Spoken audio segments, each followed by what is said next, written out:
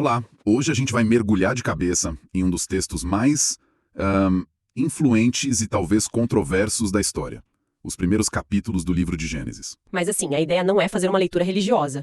É mais entender como esse texto tão antigo é lido e debatido hoje em dia. Nosso ponto de partida é um artigo acadêmico bem interessante que analisa duas linhas de pensamento muito fortes no cenário evangélico brasileiro.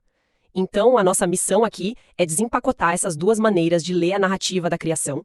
A gente vai olhar os métodos, as premissas de cada uma e, principalmente, o que cada abordagem tenta responder. E é uma discussão, sabe, que vai muito além de um debate teológico de nicho. No fundo, o jeito que se lê Gênesis revela como as pessoas hoje tentam conciliar fé, ciência e textos que foram escritos há milênios.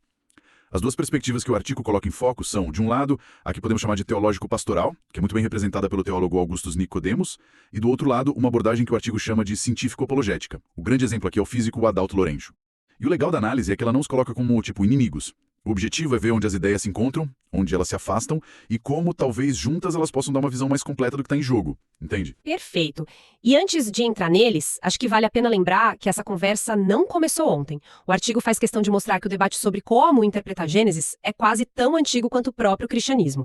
Já nos primeiros séculos, no período dos pais da igreja, a gente não via uma interpretação única, literal. E forma alguma, havia uma diversidade, impressionante. O artigo menciona, por exemplo, o Orígenes de Alexandria, lá no século III.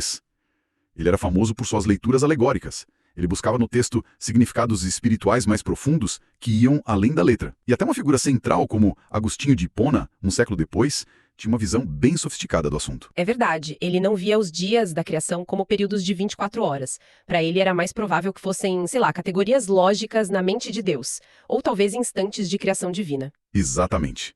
O pêndulo começa a mudar de lado com a Reforma Protestante, no século XVI. Ali, figuras como Martinho Lutero e João Calvino, eles, na tentativa de limpar o que consideravam excessos da Igreja Católica, defenderam um retorno ao sentido literal gramatical. A ideia era se ater ao que o texto dizia no seu sentido mais direto, né? Isso, mas o verdadeiro terremoto veio depois. Com o iluminismo, imagino. Com o iluminismo e, principalmente, com a ascensão da crítica histórica no século XIX. E essa crítica histórica foi uma abordagem que, chacoalhou tudo, porque começou a analisar a Bíblia como qualquer outro texto da Antiguidade. De repente, acadêmicos passaram a questionar quem realmente escreveu o Pentateuco. Foi Moisés mesmo? Os eventos narrados são fatos? A autoria moisaica, que por séculos era um dado, virou uma hipótese a ser investigada. E qual foi a reação a isso tudo? A reação, especialmente nos Estados Unidos no início do século XX, foi o surgimento do movimento fundamentalista. Foi uma resposta direta a esse liberalismo teológico.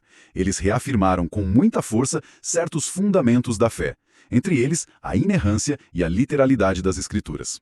E é dessa corrente que nasce o que hoje a gente conhece como criacionismo da Terra Jovem. Entendi. É nesse cenário, então, de debates intensos que as duas figuras que a gente vai analisar hoje se inserem. Ok. Então, vamos mergulhar na primeira abordagem, a de Augustus Nicodemos, que o artigo descreve como teológico-pastoral. Analisando o trabalho dele, fica bem claro que a preocupação central não é entrar numa briga com a ciência para provar que Gênesis está cientificamente correto. O foco é outro, completamente outro. O objetivo dele é essencialmente pastoral. Ele se aproxima do texto de Gênesis com uma pergunta em mente, que é tipo: que verdade sobre quem Deus é, quem nós somos e qual o nosso propósito a gente pode extrair daqui para a vida da igreja hoje? O método dele é a pregação expositiva, que é basicamente um estudo cuidadoso, versículo por versículo, tentando entender o que o autor original queria dizer para a audiência original. Certo. E quais são os pontos de partida dele? As premissas? Ele parte de uma base teológica reformada clássica, acredita na autoria mosaica, na inspiração divina do texto, na sua inerrância e na historicidade dos eventos, como a existência real de Adão e Eva. Mas aqui vem um ponto que eu acho fascinante na análise dele, a ênfase na função polêmica de Gênesis. Polêmica? Como assim? Polêmica contra quem? Polêmica contra as visões de mundo das nações vizinhas de Israel. Nicodemos argumenta que Gênesis 1 foi escrito para reeducar os israelitas recém-saídos do Egito. Eles viveram 400 anos numa cultura politeísta. Adoravam o sol, a lua, o rio Nilo, certos animais. O texto de Gênesis nessa leitura funciona como uma bomba teológica contra tudo isso. Então, peraí. Quando o texto diz que Deus criou o sol e a lua no quarto dia e os chama de luminares, a ideia não era dar uma aula de astronomia. Era mais para dizer: olha, essas coisas que os egípcios e babilônios adoram como deuses são só lâmpadas que o nosso Deus acendeu e pendurou no céu. Essa é a lógica. Exatamente essa a lógica. Cada ato da criação desconstrói um mito pagão. O texto está afirmando que existe um único Deus, soberano, que cria tudo sem esforço, apenas com sua palavra. A natureza não é divina, ela é criatura, assim como nós. Essa chave de leitura muda tudo, sabe? E como essa abordagem lida com a tensão entre fé e ciência, que é o grande elefante na sala para muita gente? O Nicodemos tem uma frase que o artigo destaca e que resume bem a posição dele. Gênesis não é um manual científico. Para ele, tentar ler o texto como um livro de biologia ou cosmologia é um erro de categoria. É pedir ao texto algo que ele nunca se propôs a ser. Ele defende que a Bíblia e a ciência falam de coisas diferentes ou respondem a perguntas diferentes. O clássico quem e por quê versus o como. Exato. A Bíblia estaria preocupada em revelar o quem criou, que é Deus, e o porquê da criação. Já a ciência, por sua vez, é a ferramenta que a gente tem para investigar o como, os mecanismos e processos naturais que Deus usou. Nessa visão, não existe um conflito necessário, porque são domínios de conhecimento distintos, mas complementares. E o artigo aponta que essa abordagem traz muitas contribuições teológicas, certo? Muitas. A partir dessa leitura, o Nicodemos desenvolve, por exemplo, uma antropologia muito elevada. A ideia de que o ser humano foi criado como imago Dei, a imagem e semelhança de Deus. O que é uma ideia com consequências enormes, né? Se a gente parte desse princípio, toda a base para a dignidade humana, para o valor da vida, já está ali no primeiro capítulo. Precisamente. E ele também extrai de Gênesis os fundamentos para instituições que estruturam a sociedade, como o trabalho, que aparece antes da queda, como algo bom, o descanso, o sábado e o casamento.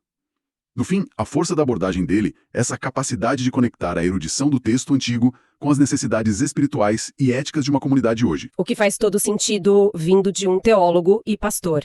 Mas o artigo nos apresenta um contraponto fascinante, que vem de um campo completamente diferente: a física. Com o Adalto Lourenço, a conversa muda de tom e de objetivo, não é? Muda completamente. Se o objetivo do Nicodemos é pastoral, o do Lourenço é o que o artigo classifica como apologética. Apologética, a defesa da fé. Isso, o projeto dele é demonstrar que a narrativa de Gênesis não é apenas verdadeira em um sentido teológico, mas também precisa e defensável do ponto de vista histórico e científico. Então ele está efetivamente dizendo, se Gênesis é um registro histórico, eu devo encontrar vestígios disso no mundo real. Como ele faz isso na prática? Exato. O método dele é buscar correlações diretas entre o que está escrito e os dados das ciências empíricas. Ele vai em várias frentes. Na arqueologia, por exemplo, ele mergulha nos estudos que tentam identificar a localização dos rios Tigre e Eufrates, a geografia da região do Éden. Ele quer mostrar que o texto fala de lugares reais. E ele se aventura em outras áreas também, como a biologia, certo? Sim, e aqui a abordagem dele fica bem específica. Ele explora conceitos da biologia molecular moderna, por exemplo, para explicar fenômenos do texto. O artigo cita o exemplo dos telômeros. Telômeros, para quem não está familiarizado, são aquelas pontinhas dos nossos cromossomos, certo? Que protegem o DNA. Exatamente. E o ponto-chave é que eles encurtam um pouquinho cada vez que uma célula se divide, o que está ligado ao envelhecimento. Lourenço usa a pesquisa sobre telômeros para especular se, no início da história humana, esse processo de encurtamento era mais lento, ou se havia um mecanismo de reparo mais eficiente. Isso poderia, em tese, oferecer uma explicação científica para a longevidade incrível que Gênesis descreve para os patriarcas, como Matusalém. É uma tentativa clara de conectar o texto a uma área de ponta da genética. Mas isso não abre a porta para uma crítica comum, a de que se está forçando uma concordância, quase como procurar seletivamente dados que confirmem uma conclusão que já se tem? É um risco, com certeza. E o artigo aponta para essa tensão que é conhecida como concordismo. A crítica seria que se está tentando fazer a ciência caber na Bíblia, ou vice-versa. A defesa do Lourenço, no entanto, seria que ele está fazendo o contrário. Ele está submetendo o texto a um escrutínio empírico para mostrar que ele se sustenta. Para ele é um ato de honestidade intelectual mostrar que a fé não teme a investigação. A relação que ele propõe entre fé e ciência não é de separação, mas de confirmação mútua. Isso, de confirmação mútua. A ciência, quando interpretada corretamente, acabaria por validar o registro bíblico. É uma visão de integração, onde a verdade científica e a bíblica são duas facetas da mesma realidade e devem convergir. Ok, então temos esses dois retratos bem claros. Um pastor focado no porquê, na mensagem teológica, e um físico buscando o como, as evidências científicas que sustentam o relato. O artigo os coloca como opostos ou existe um terreno comum entre eles? E esse é o ponto mais importante da análise. O terreno comum é muito maior do que as diferenças. Ambos partem de um profundo respeito pelo texto bíblico. Os dois defendem a inerrância da Bíblia, a historicidade de Adão e Eva como um casal real, e ambos rejeitam a macroevolução darwiniana como o único mecanismo para explicar a origem da vida. Então a divergência não está no o que eles acreditam, mas no como eles defendem essas crenças. Perfeito, a diferença é de método e de ênfase, não de doutrina fundamental. O Nicodemos responde ao fiel que pergunta: o que esse texto significa para minha vida com Deus? O Lourenço responde ao cético, ou ao jovem cristão que pergunta: como eu posso acreditar nisso no mundo científico? Por isso, o artigo conclui que as abordagens não são mutuamente excludentes. Elas são, na verdade, complementares. Falam com públicos diferentes. E isso me leva à síntese final da análise. Se as duas são complementares, como a gente junta as peças? O que seria uma compreensão mais completa de Gênesis que se beneficia das duas perspectivas? A proposta que emerge da análise é que o primeiro passo é reconhecer o gênero literário do texto. Gênesis não é um tratado científico do século XXI, nem uma fábula sem base na realidade. É uma narrativa teológica profundamente enraizada no seu contexto do Antigo Oriente Próximo, que usa a linguagem e a cosmologia da sua época para comunicar verdades atemporais sobre Deus e a humanidade. E é aí que entra a conclusão mais sofisticada do artigo, sobre o conceito de inerrância, não é? Exatamente. O artigo sugere que a inerrância da Bíblia, a sua verdade sem erro, reside naquilo que o texto pretende afirmar. Ou seja, a inerrância está nas grandes verdades teológicas e salvíficas que o autor, sob inspiração divina, quis comunicar. Ela não estaria necessariamente em detalhes que podem ser interpretados como científicos, porque isso estaria fora do escopo do autor. Ele não estava tentando ensinar física, ele estava ensinando teologia. Isso parece resolver muita coisa. Não é uma forma de dizer que o texto errou, mas de dizer que a gente estava fazendo a pergunta errada ao texto. É uma ótima maneira de colocar. Isso não propõe um divórcio entre fé e ciência, mas um diálogo mais maduro e respeitoso. A teologia clássica fala de duas revelações de Deus. A revelação especial, que são as Escrituras, e a revelação geral, que é a natureza, o universo. A lógica é que se o mesmo Deus é o autor dos dois livros, eles não podem se contradizer fundamentalmente. Então, se parece que há uma contradição, o problema não está nos livros, mas talvez na nossa interpretação. Talvez a gente esteja lendo a natureza de forma equivocada, ou, o que é mais provável, lendo o texto sagrado de uma forma que seu autor nunca pretendeu. Essa é a conclusão. O conflito aparente é, na maioria das vezes, um problema de hermenêutica, de interpretação. Que análise fascinante. A gente partiu das leituras diversas, lá nos primeiros séculos, passou pelo abalo da crítica histórica e viu como duas abordagens brasileiras contemporâneas lidam com essas questões.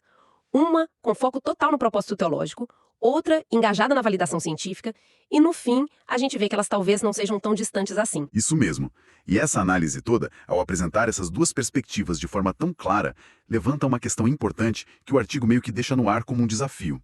Isso levanta uma questão importante. O desafio para a exegese contemporânea é justamente integrar essas perspectivas. Como um leitor moderno pode desenvolver uma forma de interpretar o texto que seja, ao mesmo tempo, fiel à intenção original e ao seu contexto, que converse de forma honesta com o conhecimento científico que temos hoje, e que, acima de tudo, continue sendo espiritualmente transformadora para os desafios do nosso século? Essa talvez seja a grande pergunta que fica para reflexão.